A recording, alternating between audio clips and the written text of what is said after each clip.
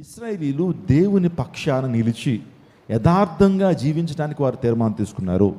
ఇశ్రాయేలు యథార్థంగా జీవించడం ప్రారంభించినప్పుడు దేవుడు మోషేకి చెప్పిన మాట, నేను వారిని దీవిస్తాను, నేను నిన్ను దీవిస్తాను, I will bless them, I will bless you అనే మాటను ప్రభు సెలవిచ్చారు.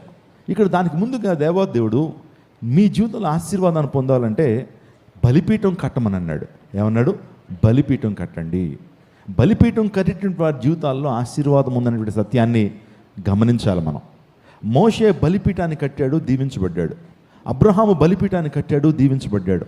ఈరోజున ప్రభువు కూడా మీరు దీవించబడాలి అంటే, మీ బిడ్డలు దీవించబడాలంటే, మీ కష్టాజితం దీవించబడాలంటే, మీ ఆర్థిక వనరులు దీవించబడాలంటే, దీర్ఘాయువు మీరు పొందాలని ఆశ కలిగినటువంటి వారైతే, మీ జీవితంలో స్వస్థత, విడుదల, విమోచన మీరు పొందాలని ఆశ కలిగినట్టు పరిస్థితుల్లో మీరు ఉన్నట్లయితే గమనించండి, మీరు కూడా బలిపీఠాలు కట్టాలి.